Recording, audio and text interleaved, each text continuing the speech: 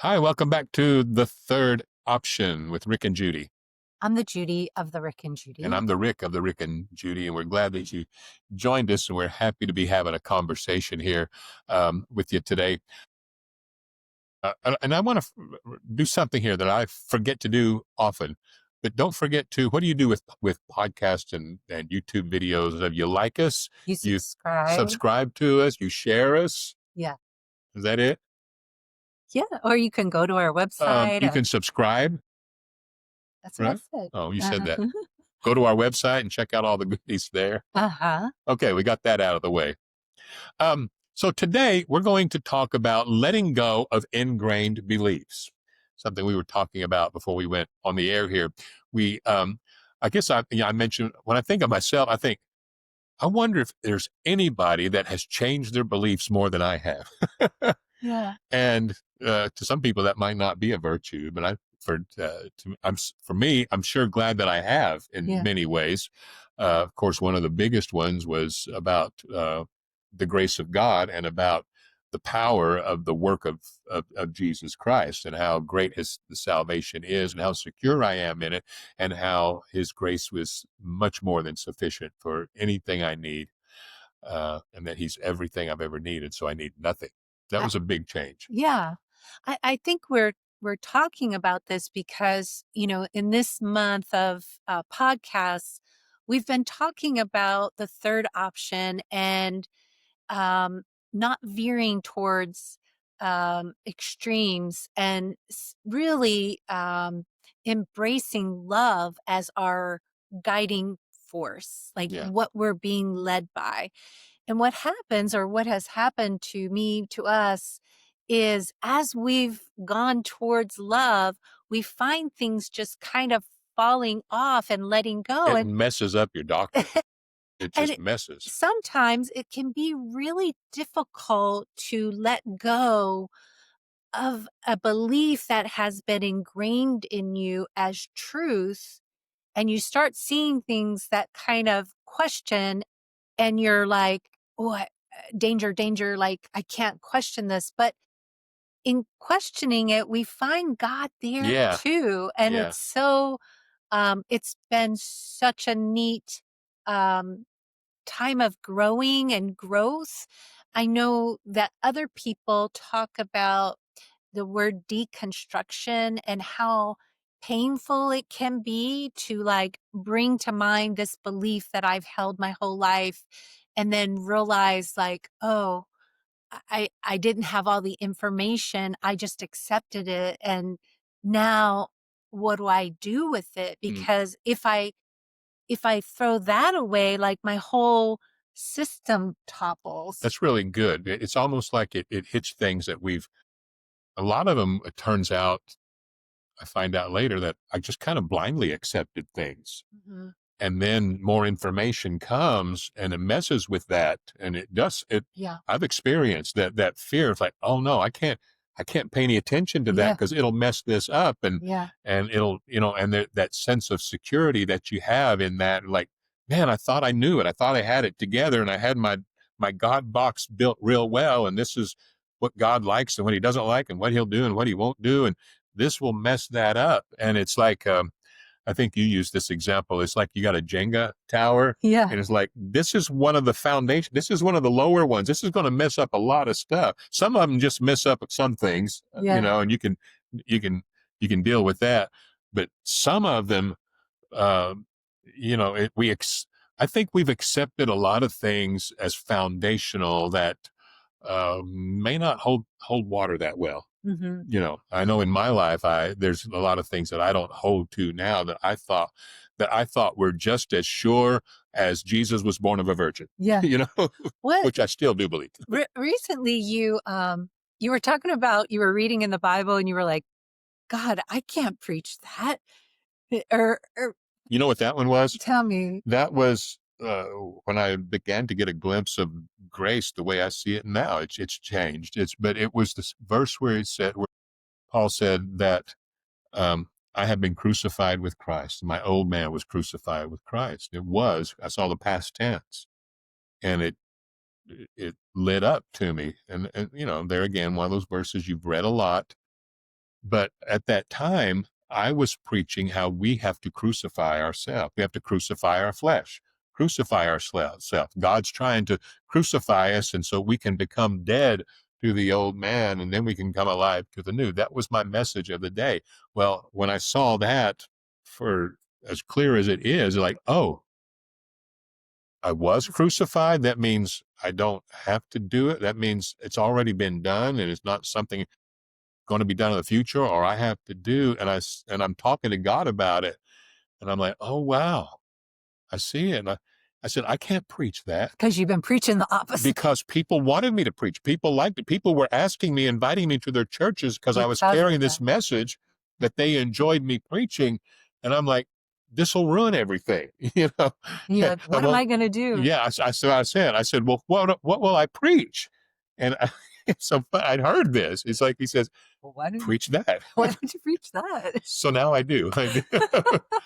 But that's a case of something that was important to me that kind of got pulled out of my Jenga tower, but it made it more wonderful and beautiful. Remember, Paul the Apostle said that. He said, these were my beliefs. I was raised in the strictest teaching of this thing, and I excelled more than my peers, and nobody was more zealous than I about that. And he says, but now the things that I thought were so important, they're nothing compared to the excellency of what I now know in Christ. And so that happens. And hopefully you that are watching or listening, hopefully you can identify in some ways and say, I've grown too. I've changed my mind on things. There is no growth without changing our mind on things. I heard somebody say, if your beliefs are exactly the same as they were 5 years ago in every area, you're not growing. Right. And me personally, I would say even more so than that, because God can be showing us things daily that at the very least adjusts our vision, our view on things to where we see things either differently or at least more clearly, is a good way to say it. Yeah, and letting go of these ingrained beliefs can sometimes hurt our pride. Yeah, it's on. Thank you. Just checking. It can hurt our pride. It can kind of threaten our feeling of safety because we're believing what all these other people believe, and so as long as they're believing it, then I'm kind of safe. I'm a part of the group. We used to call that peer pressure. Yeah, yeah. But yeah, we get it from there, and we put it on ourselves because it's scary. Yeah, it is. And you want to belong. I mean, it's a basic human need to belong and have belonging. This is to my a group. group. And we agree, and we like to talk about these things, and we agree, but now I'm not agreeing. Oh, no. I mean, it is. That's going to cause trouble. Yeah, I think it can be very painful. It can be, and I don't want to try to be critical. Tell me if I am. But it seems sad to me that Christianity is not known for its tolerance of other ideas, even within Christianity, because you can disagree on a certain point and then you become one of them. Oh, he's one of those. You're just talking, having a conversation, and then they hear your belief on something and they're like, oh, so you're a something. You're you're a futurist, you're a preterist, you're a dispensationalist, you're what do they call it? Universalist? Universalist, you're a inclusionist, you're an exclusionist, you're some kind of ist. I don't know. Because if we can call you an ist of some kind, we can put you in a box and we can throw you away. I think that's something that I feel like I've noticed about us is that we really don't like the isms. The being in the box. Like we're like, just don't put the box on us. No, but we don't live in a box. We don't want to be in a box. We are just like you. We're following God, and we're doing the best we can. And there are things that I believed that I do not hold to now.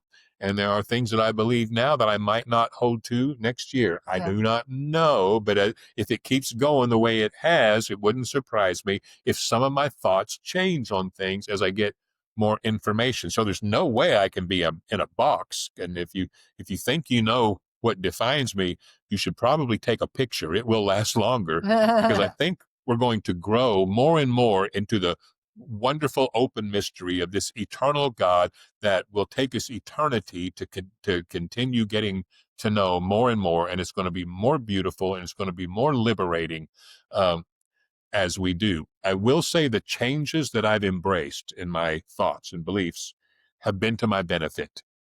They have caused me to love more, to have more joy, to have more peace. All the fruit of the Spirit has increased as I have let go of something that might have been hindering the fruit of the Spirit and embraced a truth about God that allowed it to flourish more. hmm I think part of um, the belief system is actually, especially in religion, it gives you a feeling of control and that you're right. And it's sometimes very difficult to give up the The box the sense of being right, the the right security. be right. Yeah. And I feel like I do you felt think that it for feels myself. good for us to feel like we understand it? We understand how it works. Even someone as big and eternal as God, we build a God box of doctrines that become unmovable because it gives us a sense is that we know. Yeah. We know God. We know what he likes and doesn't like and what he does and doesn't do. And this is it. I've got some scriptures that have built this box. And if what you think does not go in this box, then you're just wrong because I got the box Or I gotta change your mind so that you can be in the box in the box too. because this box is right. I've constructed it. And there is a sense of pride because we feel like we're intelligent. Like we have studied, we've read the Bible, Mhm, we've formed our belief from reading the Bible, and we feel like we're smart enough that we understand it. mhm. And if you don't understand the way I do, we don't say this because we know that doesn't sound good. But what we think is, I'm smarter than you. You've studied your Bible and you've seen it a different way than I do. Well, I've studied my Bible too. And because my intelligence is superior, I can assure you I'm right and you're not. I know you're even saying it like in a facetious way, but it hurts my heart to say I have been that way. I And me have too. I have felt that way. Th- I've said things that way and I hate that. That's the Like I thing felt about this really is bad I've done about it. all of that. Yeah. And that's why we recognize it.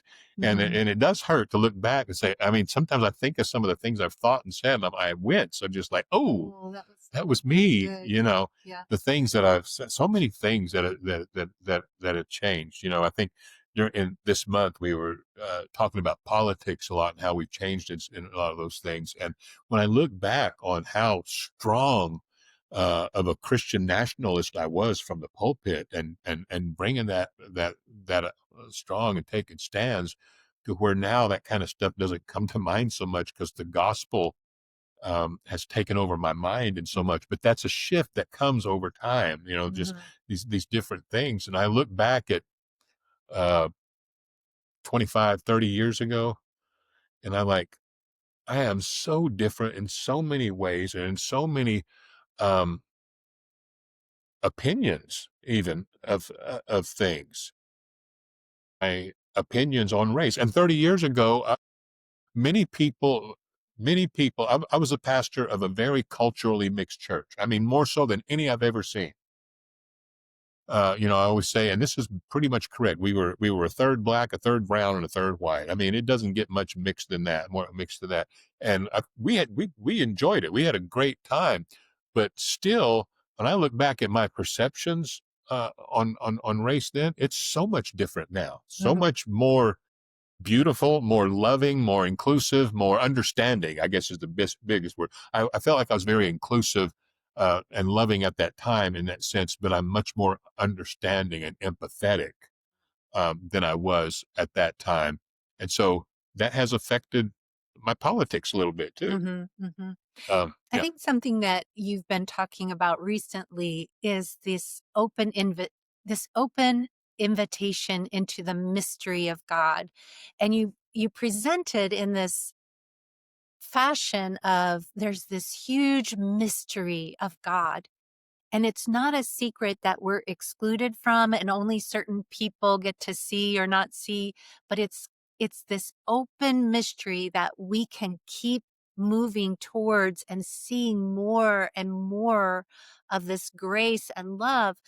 And it's not a small thing. It's a big thing, and Well, it can really metamorphosize or transform your experience as a human yeah, being. it's an open mystery. In other words, God's not holding out. He's not hiding things from us. Says, no, I'm not going to allow you to know me. The invitation is come and know me, learn of me, and you'll find rest for your souls. He takes delight that men know him. That's what the scripture says. So he he says, come and learn, but I'm really, really big. And there's a whole lot to me. So you can explore for eternity. You're never going to know everything that there is all about me because I am eternal and big, and I am so much love that your mind can't even comprehend it. And that's how beautiful it is. And that's why, when we implore people and talk about this love, we can, it's hard for us to convey what we sense about it, that it's so big and beautiful and so pure and perfect that we want this to be the primary thing, that it affects everything. And I'll say this is that over time in my life, it has affected a lot of things at different times. In other words, 30 years ago, it affected what I thought about one thing and how I acted in a certain other situations. But over time, it starts affecting more things. It starts taking over everything else in our lives, and it affects us. And like I said, all of the effect that love has had, it's been beneficial to me, but it's that love, that nature of love that I keep learning about that causes me to change some of my ingrained beliefs, Mhm. because the doctrine that I inherited, is that the right word? The default belief that I came, we all, as a Christian, when we convert to Christianity or get saved or born again, how we call it, we convert into a certain brand of Christianity that has certain beliefs, and we just get that by default. And then as we walk with God, it's inevitable that love of God is going to cause us to say, oh, that doesn't fit in this love. And we start to do that. And so we should expect changes in how we perceive things if we're growing, because God is leading us and guiding us into all truth. Mhm. And whatever that's going to look like, I don't know. I couldn't tell you in detail exactly, but it will be more in line with love.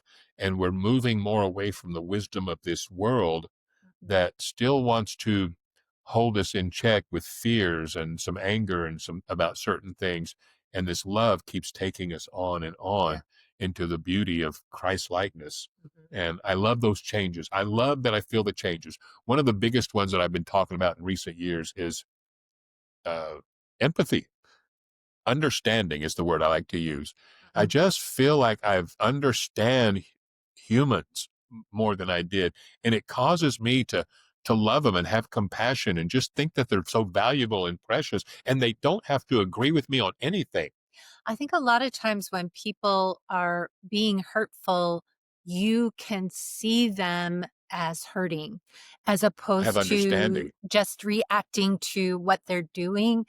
You are able to see underneath it and you have this compassion, like they would only be doing this if they were really hurting.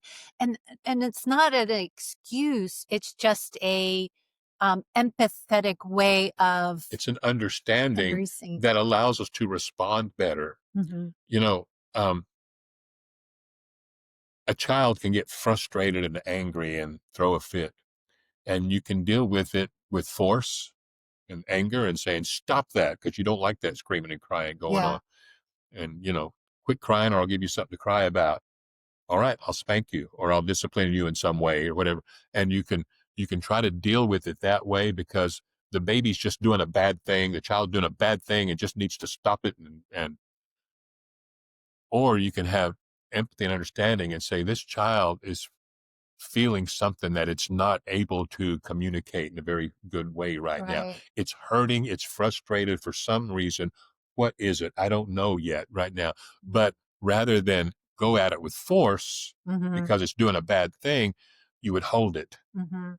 and say, I understand that you're Mhm. hurting or you're afraid or you're frustrated Yeah. and you embrace it. And so that's kind of what having empathy is instead of saying, you're a bad person and either you change what you're doing or we can't be together. Mhm. Or you can embrace this person and say, I know something's hurting you. Mhm. I know something is making you afraid, something.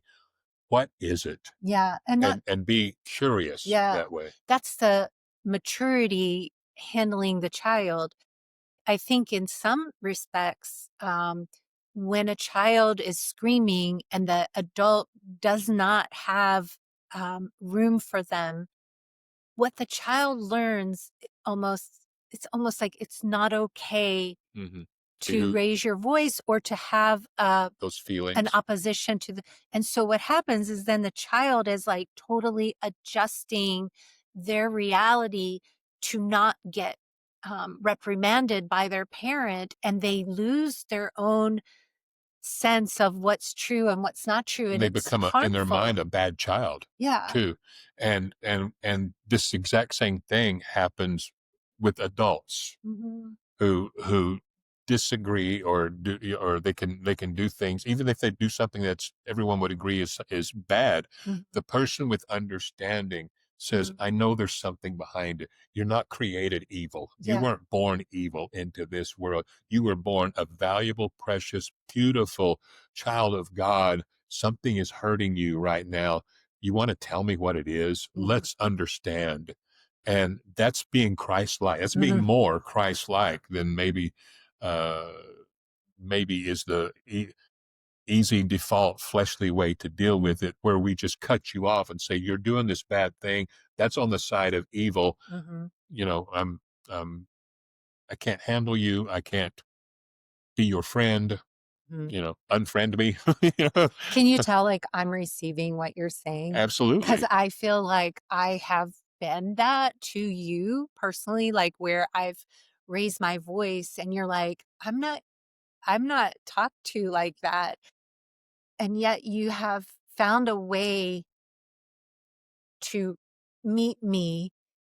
Like, I know you're trying to express something that you can't get out in a regular, It normal doesn't voice. doesn't mean you're being bad. It doesn't mean you're bad. It Mhm, doesn't mean you're stupid. mhm. Doesn't mean that you're just irrational.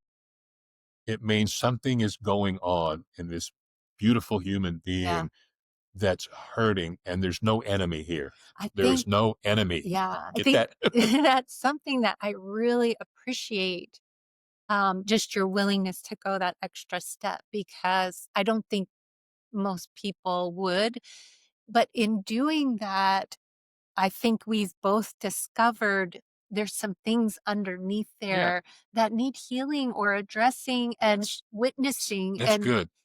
and so if we just stopped at, like, "Don't raise your voice, don't scream," Stop it. Don't think like that. Don't say that. then everything that's driving that doesn't what do you call it? The symptom or the cause doesn't get addressed, only the symptom of it does. See, humans are beautiful, but Jesus came to heal the brokenhearted. In fact, that's what salvation means. Yeah, Soteria, it means to make whole. So those places in me that are wounded that I easily react to, those things need healing, they not need healing, not reprimanding, not condemning. hating and cutting people off. So because of that, so most people have some kind of triggers about certain things. And, this past month we've been bringing politics into the conversation. And a lot of times those are triggers. We hear a certain thing, it triggers us.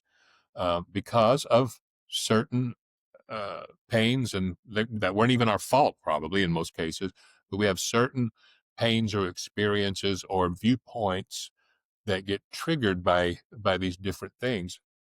But we're all beautiful children of God, and rather than, you know, so you say something, you get angry about something, well, that triggers me because people got angry at me all my life, and Yeah. I'm like, that's it, I'm out of here. Right. Then there's no reconciliation, no And understanding there's or no anything, healing, no no healing. restoration. But if you can go to the next level, there again, that's why the book of James That's why you 3 need divine, says, yeah, divine love. but he Yeah. says, but that's self-seeking, see, that self-protection, that's that's the earthly, it doesn't come from above. It's Hmm. earthly and sensual. So we go to the next level, as you said, which is Hmm. godly wisdom. He Hmm. said, it's gentle and it's approachable and it's willing to yield. And it says, and even though what you did triggered me and hurt, we can go step to the next level and say, okay, something is going on. Let's talk and tell me Yeah. what it is, Yeah. because you're valuable enough that I want to know. Yeah. If we were talking about the politics, we can talk in that way about that too. Somebody says, I totally disagree with you. I think that's horrible. No, no, no, no. And what I could be thinking is, okay, something is going on. You've got a story. Hmm. Let's hear it. Yeah. And let's let us reason together, and Good. and that's how, and healing can happen, and healing can happen for our country, and healing happens for our relationships. And a lot of times it takes getting it, what that will do is it will start to um, tear at some of our ingrained beliefs Hmm. that need to be torn at. Or like unhook us from certain Yeah. beliefs that we don't necessarily need.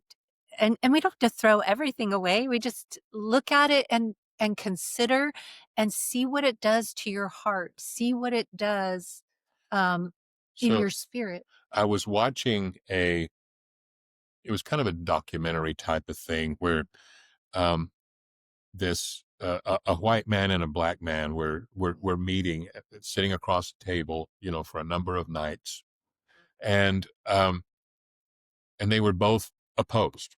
They both had opposing views. And the white man, he was trying to be nice and considerate and everything, but he's like, basically his idea was, you really need to get over it. The civil rights laws were passed. You've got rights. You need to get the chip off your shoulder, and da, da, da, da. And the black man had his explanations and his viewpoint, and they could not meet. They would show him, you know, It went over like a couple days, yeah, right? like a few days, and they showed, clips Sections of it. from every one.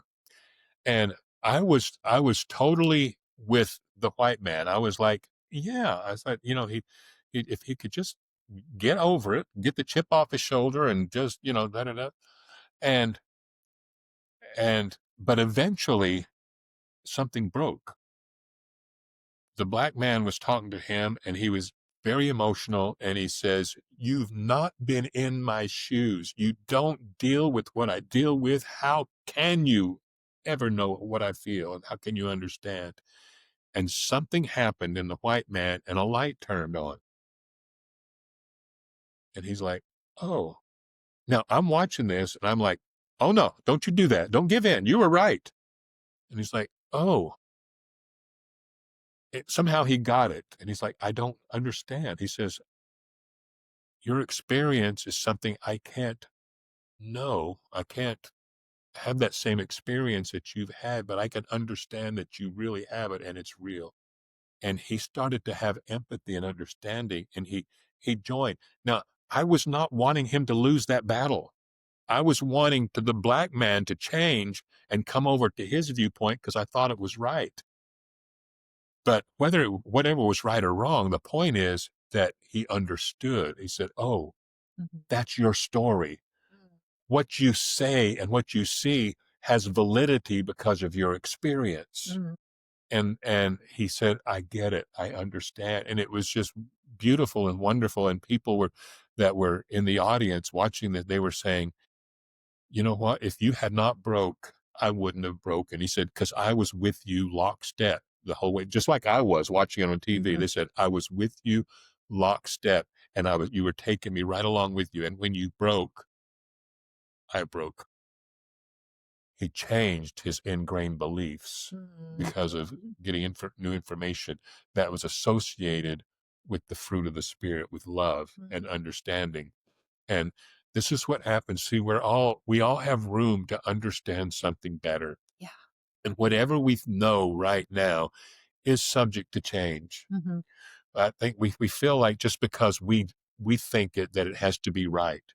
Well, over all of my life, there were things I thought that I swore were right, but Mhm. now I don't think they were. Mhm. And so how can I say that everything I think now is right based on the fact that it's because it's what I think and I'm smart and I've thought about it, so therefore it's right. But if so many other things have changed, how do I know some of these won't change? But I think that's part of why we don't like being put in a box because how we're thinking, it might evolve. And so Hopefully. I don't wanna land and stagnate somewhere, but I wanna be authentic and true in this moment to what I know and what I believe and, have some confidence in that. I'm not looking to, like, try a little bit of this and try a little bit of that, but I'm just being led by the Spirit, and it's very gentle and it's very, um, positive moving forward feeling, I right? like how Paul the apostle said it. So you look at his life, he had a belief system that he discarded because he got a better one Mm, that produced fruit. And he said, this is it. He believed it so much that he said, if anybody preaches anything other than what I'm or contrary to what I'm telling you, he's wrong. And so he was sold on it. But he also said, but I have not attained. I'm still pressing toward the mark for the knowledge of Jesus Christ. In other words, there's so much more about this to know.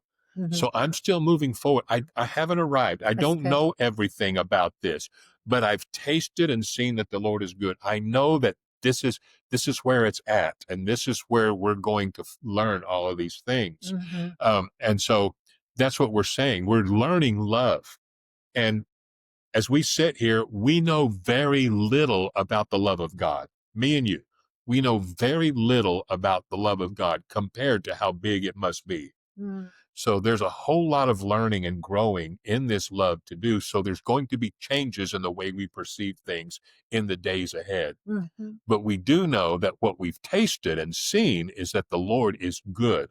So we know this is the track. We know this is the house we want to dwell in, but we want to explore the house now and let it bring about the beautiful changes that it can bring. That's what we're talking about. Well, thank you for joining us today. We really, appreciate your time, and, hopefully this has been a encouragement to you, and we hope that, you'll tune in next week. We're having a conversation. Have a great day.